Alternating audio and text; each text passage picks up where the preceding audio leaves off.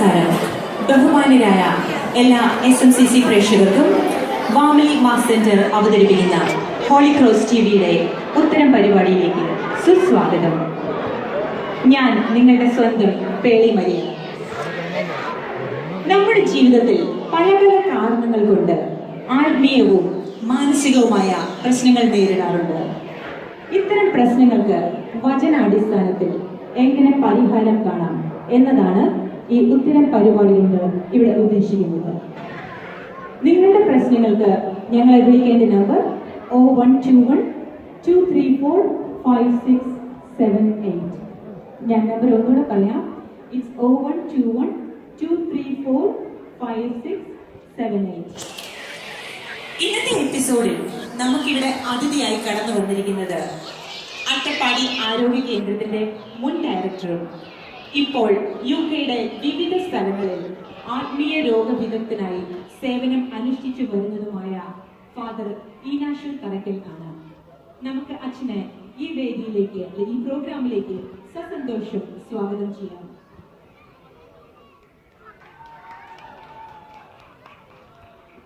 അച്ഛൻ ഈശ്വരയ്ക്ക് സ്തുതിയായിരിക്കട്ടെ. ഉത്തര പരിപാടിയിലേക്ക് സ്വാഗതം. നമുക്ക് എല്ലാവർക്കും അച്ഛനെ നല്ല മുൻപരിചയമുണ്ട്. ഇൻഫാക്ട് ഈ പ്രോഗ്രാമിൽ പല പ്രാവശ്യവും അച്ഛൻ നമുക്ക് അതിഥിയായിട്ട് വന്നെത്തിയിട്ടുണ്ട്. എങ്കിലും അച്ഛൻ്റെതായ ആ സ്വതസിദ്ധമായ ശൈലിയിൽ അച്ഛന്റെ പ്രവർത്തന മേഖലകളെ കുറിച്ച് ഒരു 2 വാക്ക് നമ്മുടെ പ്രേക്ഷകർക്ക് വേണ്ടി ഒന്ന് പറയാനുള്ളത്. മിശിഹായിൽ സ്നേഹമുള്ള കുഞ്ഞാടുകളെ, കഴിഞ്ഞ 25 വർഷമായി ഞാൻ ഈ മേഖലയിൽ പ്രവർത്തിച്ചു വരുന്നു. ആദ്യം ഞാൻ അട്ടപ്പാടിയിലായിരുന്നു. പിന്നീട് UK-യിലുള്ള ആത്മീയ വിശ്വാസികളുടെ ആവശ്യപ്രകാരം ഞാനിവിടെ എത്തുകയായിരുന്നു. നമ്മുടെ നാട്ടിൽ നിന്നുള്ള വിശ്വാസികൾ UK-യിലെത്തി പല പല പള്ളികളിൽ പോയി പലരുടെയും വചനം കേട്ട് ഇവർ ആകെ കൺഫ്യൂഷനായിരിക്കുകയാണ്. ഏതാണ് തെറ്റ്, ഏതാണ് ശരി എന്ന് ഇവർക്ക് മനസ്സിലാക്കാൻ സാധിക്കുന്നില്ല. ഇവർക്ക് ശരിയായ മാർഗനിർദ്ദേശം നൽകുകയാണ് ഞാനിപ്പോൾ ചെയ്തുകൊണ്ടിരിക്കുന്നത്. നമുക്ക് ആദ്യത്തെ കോള് വരുന്നുണ്ട്, നമുക്ക് കോൾ അറ്റൻഡ് ചെയ്യാം. ഓക്കെ, നമുക്ക് ആദ്യത്തെ കോളിലേക്ക് പോവാം. ഹലോ, ഉത്തര പരിപാടിയിലേക്ക് സ്വാഗതം. ആരാണ് സംസാരിക്കുന്നത്? ഹലോ, ഞാൻ വത്സാലിന് വത്സമ്മയാണ് വിളിക്കുന്നത്. അച്ഛനുണ്ടോ? അച്ഛനുണ്ടില്ലല്ലോ. പ്രോഗ്രാം കഴിഞ്ഞിട്ട് അച്ഛന് ഊണ് കൊടുക്കാമെന്നാണ് പറഞ്ഞിരിക്കുന്നത്. അച്ഛനുണ്ടോ എന്നറിയാനാണോ വത്സമ്മ വിളിച്ചേ?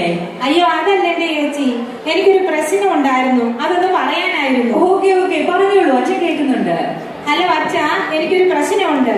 എന്താണ്? പറഞ്ഞോളൂ, എന്താ പ്രശ്നമാണ്? അച്ഛാ, എനിക്ക് സന്ധ്യാപ്രാർത്ഥന നല്ലവണ്ണം എത്തിക്കാൻ സാധിക്കുന്നില്ല.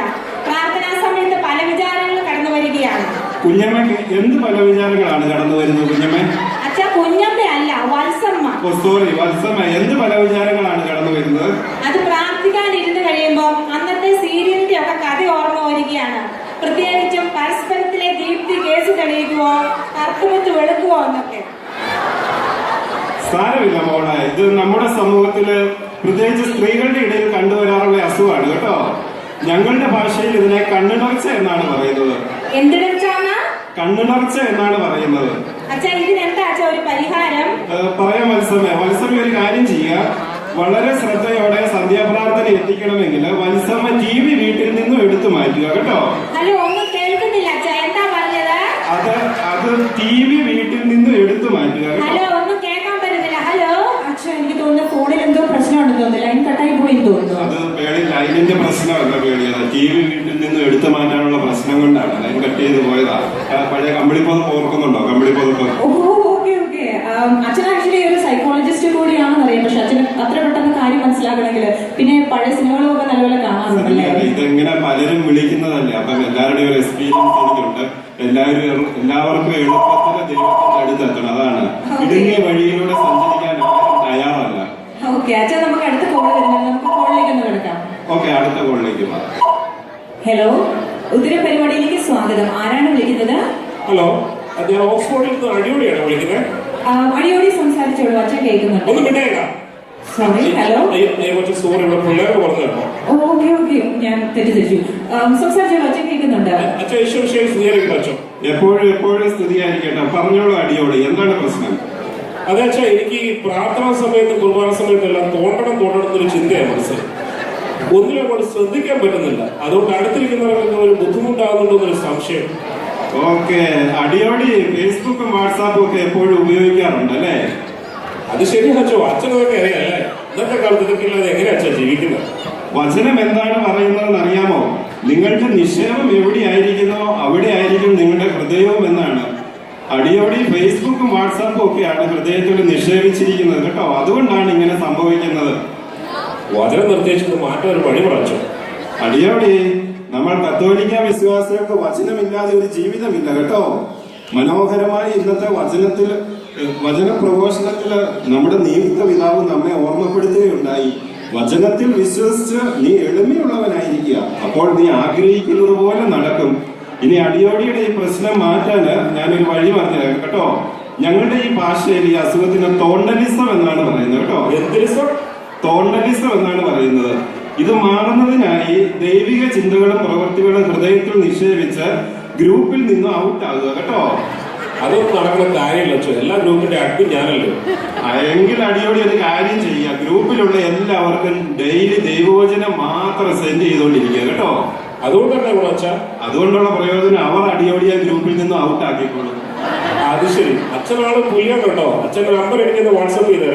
അടിയോടിയേ, നീ എല്ലാം കൂടെ വഴിതെറ്റിക്കാനുള്ള പരിപാടിയല്ലേ? ഓക്കെ, അപ്പൊ ഉത്തര പരിപാടിയിലേക്ക് വിളിച്ചതിന് വളരെയധികം നന്ദി. അച്ഛൻ, എനിക്ക് തോന്നുന്നത് ഇത് ഈ ന്യൂ ജനറേഷൻ കാലഘട്ടത്തിലെ വലിയൊരു പ്രോബ്ലം ആണ് അല്ലേ? അതെ അതെ, എല്ലാം നല്ലതാണ്. നമ്മൾ ആവശ്യത്തിന് ഉപയോഗിക്കുകയാണെങ്കിൽ കഴിവതും കുർബാന സമയത്തും പ്രാർത്ഥനാ സമയത്തും മൊബൈലൊക്കെ ഒഴിവാക്കുക, അതാണ് വേണ്ടത്. ഓക്കെ അച്ഛൻ, നമുക്ക് അടുത്ത കോള് വരുന്നുണ്ട്, നമുക്ക് ആ കോളിലേക്ക് ഒന്ന് കിടക്കാം. ഓക്കെ, നമുക്ക് അടുത്ത കോളിലേക്ക് പോകാം. ഹലോ, ഉത്തര പരിപാടിയിലേക്ക് സ്വാഗതം. ആരാണ് സംസാരിക്കുന്നത്? ഹലോ, ഞാൻ സ്കെച്ച് ബോർഡിൽ നിന്ന് റോസമ്മയാണ് വിളിക്കുന്നത്. കറയച്ചിനുണ്ടോ? റോസമ്മ, അച്ഛൻ അത്ര തറയൊന്നും അല്ല കേട്ടോ. അച്ഛന്റെ പേര് ഫാദർ ഈനാശു തറക്കൽ എന്നാണ്. റോസമ്മ സംസാരിച്ചോളൂ, അച്ഛൻ കേൾക്കുന്നുണ്ട്. അയ്യോ മോളെ, അറിയാണ്ട് പറഞ്ഞു പോയതാ. അത് കുഴപ്പമില്ല, സംസാരിച്ചോളൂ. അച്ഛാ, praise the Lord. Praise the Lord. മകളെ പറഞ്ഞോളൂ, എന്താണ് പ്രശ്നം? അതെ അച്ഛാ, ഞാൻ ഒത്തിരി ധ്യാനം കൂടി, എന്നും പള്ളിയിലും പോകും, പക്ഷെ അഭിഷേകം പ്രാപിക്കാൻ പറ്റുന്നില്ല. ഒത്തിരി ആഗ്രഹമുണ്ട് അച്ഛാ, പക്ഷെ എന്തോ അഭിഷേകം മാത്രം കിട്ടുന്നില്ല. മോളെ റോസമ്മേ, എന്തോ അച്ഛാ? എത്ര ധ്യാനം കൂടിയാലും പള്ളിയിൽ പോയാലും അഭിഷേകം പ്രാപിക്കണമെന്നില്ല കേട്ടോ. നമ്മൾ വചനം അനുസരിച്ച് ജീവിക്കുക വേണം. ആട്ടെ, എന്തെങ്കിലും പ്രശ്നം റോസമ്മയെ അലട്ടുന്നുണ്ടോ? അങ്ങനെ ചോദിച്ചാൽ അതെ, എനിക്ക് നല്ലവണ്ണം ഉറങ്ങാൻ പറ്റുന്നില്ല. ഉറക്കത്തിൽ പാരസെറ്റമോളും ബ്രൂഫിനും കണ്ണിന് ചുറ്റും കറങ്ങുന്നത് പോലെ സ്വപ്നം കണ്ട് ഞെട്ടി ഉണരാറുണ്ട്. ഇതിനെന്തെങ്കിലും പരിഹാരം ഉണ്ടോ അച്ഛാ? റോസമ്മ ഒരു നേഴ്സാണ് അല്ലേ? അയ്യോ അതെ അച്ഛാ. അച്ഛൻ അതെങ്ങനെ മനസ്സിലായി? അല്ല മോളെ, ഇപ്പൊ പറഞ്ഞില്ല ഈ പാരസെറ്റമോളും ബ്രൂഫിനും ഒക്കെ കണ്ണിന് ചുറ്റും കിടന്ന് കറങ്ങുകയാണെന്ന്, അതുകൊണ്ട് ചോദിച്ചതാ. പലരും പല പേരാണ് ഈ സ്വപ്നത്തിന് പറയാനുള്ളത് കേട്ടോ. ചിലർ ഇതിനെ ദർശനം എന്ന് പറയും, മറ്റു ചിലർ ഇതിനെ പേക്കിനാവ് എന്നാണ് പറയാറ്. എനിക്ക് തോന്നുന്നത് റോസമ്മയുടേത് പേക്കിനാവാണെന്നാണ് കേട്ടോ. അയ്യോ അച്ഛാ, അതെന്താ അങ്ങനെ? അഭിഷേകം പ്രാപിക്കാൻ സാധിക്കുന്നില്ലല്ലോ. ആട്ടെ, റോസമ്മ ഇടയ്ക്കിടയ്ക്ക് ചൂണ്ടാറുണ്ടോ? ചൂണ്ടാറോ? അതെന്താ അച്ഛാ? അല്ല, ഈ പാരസെറ്റമോളും ബ്രൂഫിനും ഒക്കെ ഡ്യൂട്ടി കഴിഞ്ഞ് വീട്ടിൽ പോകുമ്പോ അടിച്ചു മാറ്റിക്കൊണ്ട് പോകാറുണ്ടോ? അതെന്തൊരു ചോദ്യം അച്ഛാ. അതൊക്കെ എല്ലാരും ചെയ്യുന്നതല്ലേ, അതൊക്കെ വലിയ പാവം വല്ലോ ആണോ? വല്ലപ്പോഴും അച്ചായനും പിള്ളേർക്കും പനി വരുമ്പോൾ ഓരോന്ന് എടുത്തു കൊണ്ടുവന്ന് കൊടുക്കും. കൂടാതെ കൂട്ടുവിശ്വാസികൾക്കും അതിന് ദശാംശം കൊടുക്കാറുണ്ട്. മോളുടെ കാഴ്ചപ്പാടിൽ അത് പാപമല്ലായിരിക്കാം കേട്ടോ. വചന അടിസ്ഥാനത്തിൽ പാപം വലുതെന്നോ ചെറുതെന്നോ ഒന്നുമില്ല. നമ്മൾ ചെയ്യുന്ന എല്ലാ ദുഷ്പ്രവൃത്തികളും പാപമാണ് മകളെ കേട്ടോ. വചനം നമ്മളോട് ഇപ്രകാരം പറയുകയാണ്, അവർ കർത്താവിനെ വിളിച്ചപേക്ഷിക്കും, അവിടുന്ന് മറുപടി നൽകുകയില്ല. അവരുടെ ദുഷ്കർമ്മങ്ങൾ നിമിത്തം അവിടുന്ന് മുഖം മറിച്ച് കളയും. ഇപ്പോൾ മോൾക്ക് മനസ്സിലായോ എന്തുകൊണ്ടാണ് അഭിഷേകം പ്രാപിക്കാത്തതെന്ന്? മനസ്സിലായി അച്ഛാ. ഞാനിപ്പോ ഇതിനെന്താ ഒരു പരിഹാരം ചെയ്യേണ്ടത്? റോസമ്മയ്ക്ക് അഭിഷേകം പ്രാപിക്കണമെന്ന് ഒരു കാര്യം ചെയ്യാം കേട്ടോ. ഇത്രയും നാൾ അടിച്ചു മാറ്റിയതും അതിന്റെ 10% കൂടെ കൂട്ടി ഹോസ്പിറ്റലിൽ തിരിച്ചു കൊടുക്കുക. മേലിൽ ഇത് ആവർത്തിക്കാതിരിക്കുക കേട്ടോ. എന്റെ പിതാവേ, 10-25 വർഷത്തെ തിരിച്ചു കൊടുക്കേണ്ടി വരും. എന്റെ അച്ഛാ, ഇത് നടക്കുന്ന കാര്യമല്ല. എന്റെ തറവാട് വിൽക്കേണ്ടി വരും. മാത്രവുമല്ല എന്റെ ജോലിയും തെറിക്കും. എന്റെ പൊന്നച്ഛാ, വേറെ എന്തെങ്കിലും ഒരു പരിഹാരം പറയാമോ? അത്രയ്ക്ക് പ്രശ്നമാണെങ്കിൽ മോളൊരു കാര്യം ചെയ്യുക, അതിന്റെ തുക ഇൻസ്റ്റാൾമെന്റ് ആയിട്ട് എന്റെ പേരിലേക്ക് ഡീഡി അയച്ചു കേട്ടോ. അത് കുഴപ്പമില്ല അച്ഛാ, ഇച്ചിരിച്ചേ തന്നാ മതിയല്ലോ. അതുകൂടാതെ മോളൊരു കാര്യം ചെയ്യും, വികാരിയച്ഛന്റെ അടുത്ത് പോയി ഇത് പ്രത്യേകം പറഞ്ഞു സംസാരിക്കാൻ കൂടെ വേണം കേട്ടോ. അട്ടെ, ആരാ മോളുടെ വികാരിയച്ഛൻ? ഞങ്ങളുടെ ഇടവകാരി ഫാദർ ജെയ്സൺ കരിപ്പായ. ഒരു കുഴപ്പമില്ല, ശുദ്ധഭാവ. ഓ, ജെയ്സൺ അച്ഛനാണോ? ജെയ്സൺ അച്ഛനെ എനിക്കറിയാം, എന്റെ സീനിയർ ആയിരുന്നു സെമിനാരിയിൽ കേട്ടോ. ഒത്തിരി വിശുദ്ധി അഭിഷേകമുള്ള അച്ഛനാ കേട്ടോ.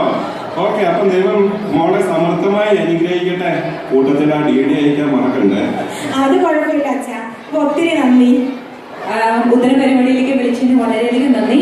അച്ഛൻ, എനിക്ക് തോന്നുന്നത് റോസിനെ പോലെയുള്ള ഒത്തിരി ആൾക്കാർ നമ്മുടെ സമൂഹത്തിൽ ജീവിക്കുന്നുണ്ട് അല്ലേ? അതൊക്കെ ഞാൻ പലർക്കും ഇതിന്റെ ഗൗരവം അറിയത്തില്ല. അതാണ് ഇങ്ങനെ കണ്ടിന്യൂ ചെയ്തുകൊണ്ടിരിക്കുന്നത്. പലരും വലിയ വലിയ വലിയ കാര്യങ്ങൾ ചെയ്യും, പക്ഷെ ചെയ്യാൻ ചെറിയ പ്രവൃത്തികളെ അവഗണിച്ചു കളയും. അതാണ് കുഴപ്പം.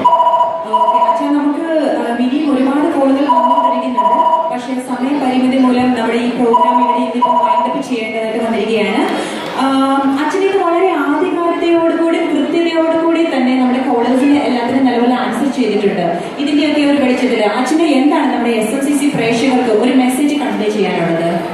മിശിഹായിൽ സ്നേഹമുള്ള SMCC പ്രേക്ഷകരെ, നിങ്ങൾ വചനം പറയുന്നതനുസരിച്ച് ജീവിക്കുക. സ്വാർത്ഥ താല്പര്യങ്ങൾക്കായി വചനത്തെ വളച്ചൊടിക്കുന്നവരുടെ മുമ്പിൽ ചെന്ന് പെടാതിരിക്കുക. ദൈവം എല്ലാവരെയും സമൃദ്ധമായി അനുഗ്രഹിക്കട്ടെ എന്ന് ആത്മാർത്ഥമായി പ്രാർത്ഥിക്കുന്നു. ഓക്കെ, താങ്ക് യു അച്ഛൻ. അച്ഛൻ വളരെയധികം തിരക്കുള്ള ആളാണെന്നറിയാം. എങ്കിലും ആ തിരക്കിനിടയ്ക്കും ഞങ്ങളുടെ ഒരു ക്ഷണം സ്വീകരിച്ച് ഉത്തര പരിപാടിക്ക് വേണ്ടിയും അതുപോലെ നമ്മുടെ പ്രേക്ഷകർക്ക് വേണ്ടിയും സമയം ചെലവഴിച്ചതിൽ വളരെയധികം സന്തോഷവും നന്ദിയുണ്ട്. ഉത്തര പരിപാടി ഇന്നിവിടെ പൂർണ്ണമാവുകയാണ്. ഇവിടെ നടന്ന ചർച്ചകൾ നിങ്ങൾക്ക് ഏവർക്കും ഇഷ്ടപ്പെട്ടു എന്ന് കരുതുന്നു. അടുത്ത എപ്പിസോഡിൽ വീണ്ടും കാണുന്നത് വരെ it's very very signing off. By.